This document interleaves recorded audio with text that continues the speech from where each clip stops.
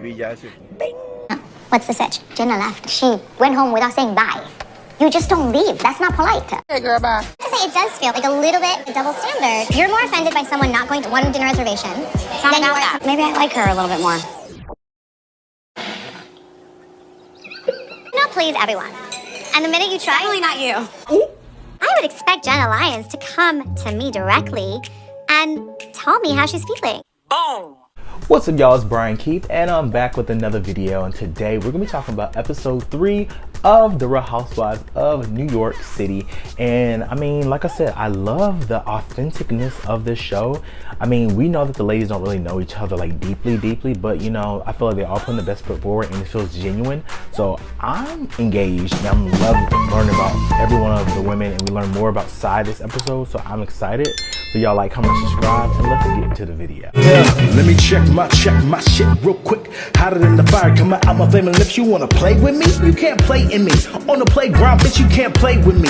Got it, want it, securing the bag. So basically, it's the morning after. We already know that last episode, Jessel tore up and down about that whole lingerie situation, and you know, that residual kind of feeling that everybody had traveled over to this episode, right? So you know, everybody's in Aaron's house. It's early in the morning. There's no heat. Everybody's cold. First of all, I would love it. I like sleeping cold. I just don't like walking around in the house cold, but I love sleeping cold, right? So you know, late that night, we see that Jenna actually leaves the house. She tried to sneak out like around 10 something, but the girl's like, girl, what you doing? I can see you. So she tried to sneak out, and all the girls, you know, Sai, Aaron, Uba, Jessel, you know, they feel like it was very rude for her to try to leave the girls trip, and they're like, what are you doing? Why are you trying to leave? To be honest, you know, I understand their perspective, but regardless of the fact, if I want to go to my house, I want to go to my house, especially if my house is 10 minutes away. You're not about to chastise me and make me feel some type of way that I'm trying to basically, you know, have a work situation or a prior obligation that I need to get up at 6:30 in the morning to do a Zoom call. So you're not about to tell me what I can and cannot do. Jenna! Why are you leaving? It's a 6:30 call. You guys can play. So that's what Jenna should have said. But you know, she does that. Oh, I apologize. Oh my God, I can't believe pop. All that. So that's one thing about Jenna that I want her to do more, is just like, girl, stand in it. Stand in it. Just say like, yeah, I want to go. Now what? Because I know when Jenna be talking to her employees, I know she give them the da. I know it, right? So you know, Jessel's making like a side comment, and you know, she just saying things out loud, and it's not landing to a lot of the girls. Sai basically calls Jessel aloof for the way that she's coming across and like the comments that she's making, and she just feels like, you know, she's just rude. We finally see Jenna walks back in, and you know, I just want to see if all the girls gonna have that same energy that they have. You know, they were all sitting around kikiing about Jenna. Let's see if they have the same energy, right? So you know, they asked why did she leave, and yet again Jenna was like, look, I had a work call, y'all were being a little bit loud, the music was loud, so I just want to go and have a good sleep, so you know, I can get up and be fresh for my work call. Yeah, when we caught you sneaking out. Why did you leave? I had a 6:30 call this morning, so I didn't want to disturb you guys. It was also freezing cold in my room. Boom. So Uba and Sai tell her like, you know, it was rude because Aaron gave you the best room, and I'm over here sitting in the kiddie room while you over here doing this. So I just felt like it was kind of rude, and you shouldn't have done that. Jenna tells the ladies like, you know, the music was loud, I couldn't sleep. That was it. My whole thing, I feel like Jenna's doing too much explaining. You already said what you had to say. You should just walked away. Period. I get it. Like, it's the first season. They trying to really figure each other out. I get it. But I'm just like, you don't have to explain yourself too many times. You already said what you said. It's done. So you know, Uba's not letting it go, and she's still trying to hold Jenna accountable. She's just like, well, I don't like that, this, that, and the third. Really trying to hold it. You know, at this point, Jenna just pays the dust. So we finally see this trainer come in, David. The man is built fine. I was like, yes, come on. So you know, him and Uba have this like type of connection, like love connection. I was like, hold on, I'm here for this. Uba, I'm here for this. They vibing, so I'm cool. So all the girls go out back, and we finally see Brynn makes her return this episode. You know, she had strep throat last episode, so she was just trying to get that together. Brynn comes in the backyard. She makes her entrance.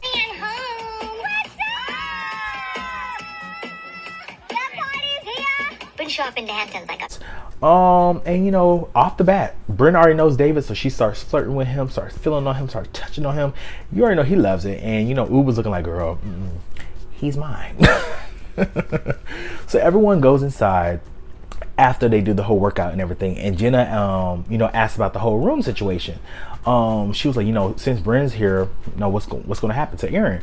So Aaron was like, well, you know, you're going home, right? So I just gave Bryn your room. You're going home, so she could just take your room. And Jenna feels like, you know, that was only for one night, and I didn't want to, you know, cause any type of conflict. I just did that because it was just the best move for me. This is her explaining it yet again. And, you know, at the end of the day, Aaron realized they both come to a common ground. They hug and they move forward. And, you know, she just like, you know, at the end of the day, you know, I just feel like Jenna's closed off, and, you know, she's just kind of socially awkward, right? So Uba and Bryn are left downstairs while everybody's upstairs, you know, showering, getting ready for lunch. And Uba basically feels like, you know, she feels in Bryn like, you know, Jenna left last night, and girl, it was kind of trifling. What's the sitch? Jenna left. She went home without saying bye. You just don't leave. That's not polite. Right. I don't like that she did that. Blah, blah, blah, blah, blah. Just, you know, keying it up. Bryn feels like, you know, there's a double standard. Like Jenna Lyons, she has more to give. She is this whole icon, and I'm just Bryn. And you want to sit over here and give her special treatment. But when I didn't show up to the whole restaurant, it was a big deal. It was a problem. Jenna left someone's house in the middle of the night to go back to her own house, and it's just like all is forgiven the next day. And 1000%, like, double standard. My whole thing is this, cause I do feel like it's two separate situations. I get where Bryn's coming from, but Jenna left because of a prior engagement that she has for work. You left because you didn't want to go to a restaurant, and you didn't tell Aaron. Now Jenna was trying to sneak out, but she, you know, she still let him know like, hey, I'm going home because of A, B, C, D, E, F, G, right? So I do think it's kind of different, because you just want to go because you didn't want to go. Be caught dead. Be caught dead in the, you know, unknown restaurant while she had to go do her work stuff, right? So all the girls, you know, they get ready for lunch, and they're all dressed up ish, and Jenna and Aaron are just like, you know, dressed regular. And Aaron's just like, where do these girls think they're going? Girl, we're just going over there up straight to look cafe. That's it. So, you know, the girls finally get to lunch, and Uba asks Bryn, you know, is the trainer single? Is he single? And she's like, yeah, he's single, you know. But she does get some dating advice. She's like, this is what you do. This is what I do, my dating advice. She said, you know, I get some good nudes. I get like a hidden folder in my phone. And then when I'm over here see a guy, I stand beside him. I just casually scroll through my nudes and then zoom in. And then he's finally like, hey, how are you? Because, you know, he's seeing what he's trying to get. He's trying to like, no. Like, at the end of the day, if it worked for her, it worked for her. I'm not judging nobody. So I'm like, girl, do what you gotta do. I'm not mad at it. And to be honest, it does fit Bryn's personality. So Jessel and Bryn, because all the other girls get up and go to the bathroom, Jessel and Bryn are left at the table. And yet again, they talk about this whole double standard that Aaron, you know, displays to Jenna in this group. I feel like they basically feel like Jenna has, you know, precedent over everybody else when it comes to Aaron.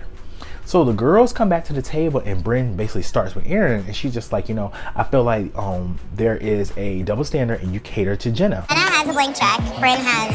Right. Your bank account's empty? No. But in the bank of Aaron it is. She was like, I just like her a little bit more than you. I'm like, oh. So, you know, Bryn's trying to make her point, and like I said, I get her perspective, but she's going around in circles. And I'm just at this point, I'm like, girl, it's not, you're not landing the plane. It's easier for me to figure out quantum physics than to understand what kind of point Bryn is making. Maybe I don't understand because I'm starving. My mind is just gone. I get it, but it's not good. I don't. Jenna apologized for the 12th time, and she's just like, you know, it's just what it was. I apologize, blah, blah, blah, blah. So after the whole situation, Aaron and Sai point their attention to Jessel, because Jessel's just like, oh my God, you know, it's just so crazy. And then she's like, you know, it's funny because you like to complain a lot. You was complaining last night about the whole lingerie situation, and you don't realize the way that you're coming across is just like an asshole. Please, everyone. And the minute you try... Definitely not you. Oh my God. Here we go. You're not pleasable. You're not pleasable. And Jessel's like, oh my God, here we go. Here we go. So, you know, I do feel like Jessel was complaining and she was a bit much, but she does have all the right to say how she feels. One, two, if she don't like something on her body, she don't like how it looks. It doesn't matter if Jenna made it or not, and it doesn't matter if the best sewers in Saudi Arabia made it.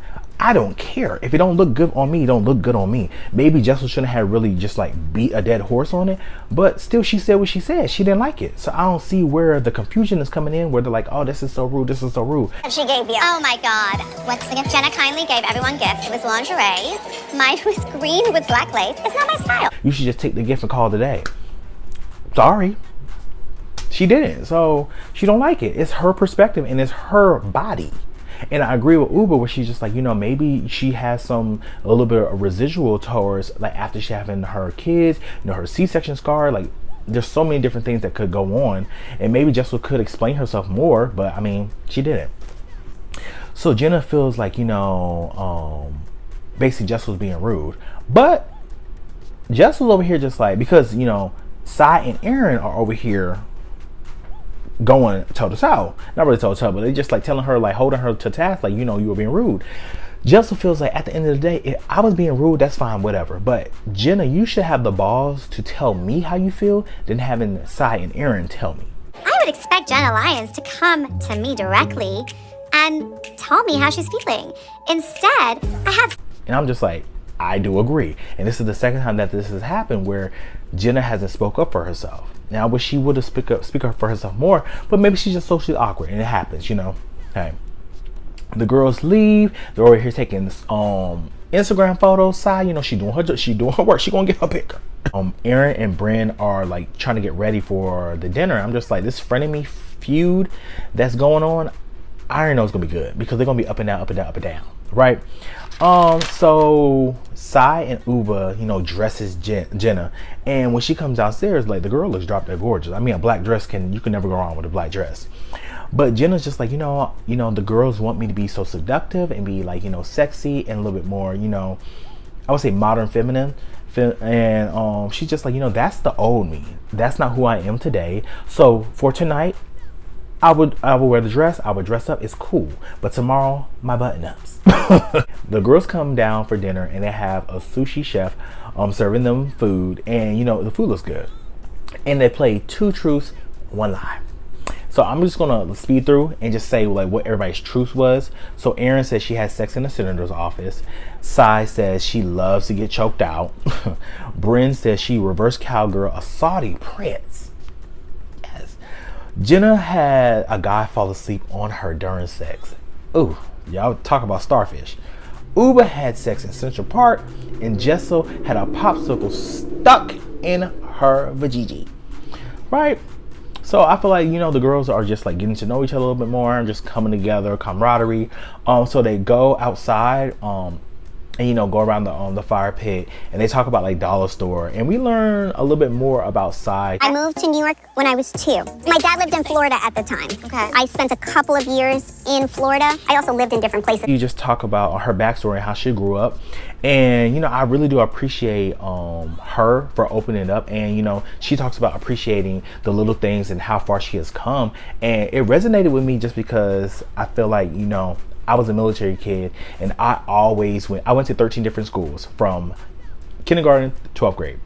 And then 2 different colleges as well. So 15 total.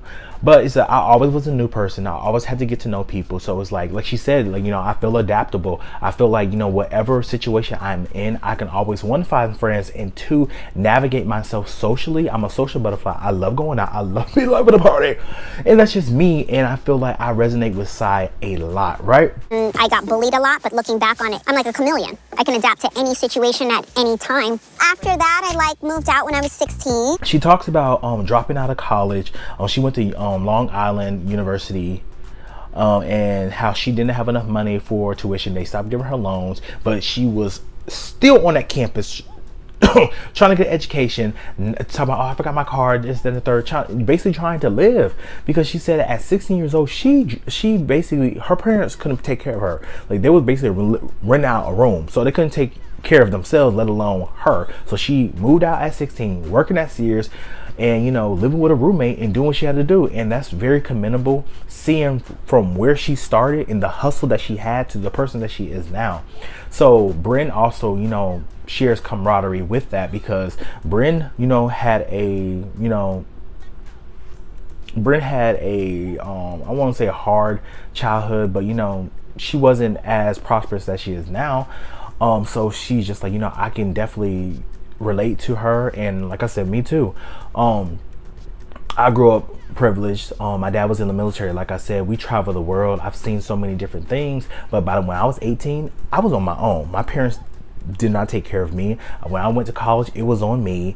Like, I had to get scholarships, I had to get stuff, and you know, I went to 2 different schools. So in that middle point of me going to another college, I had to work, I had to get a job, I had to do everything for myself. Nobody has done anything for me. I've had support from my sister down, but other than that, it was all on me. So it's like, I take pride in how far that I am now, coming from, you know, working hard for everything I have to now working in corporate America.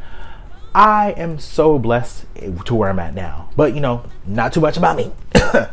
But you know, we end the episode with Jenna saying, you know what, I'm actually going to stay the night.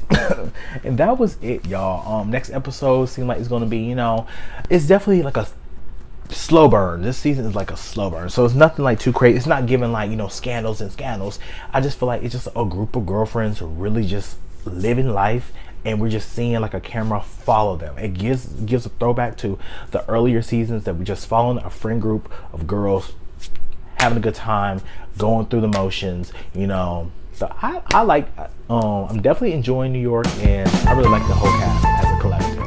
So y'all like, comment, and subscribe, and I'll see you guys in the next video.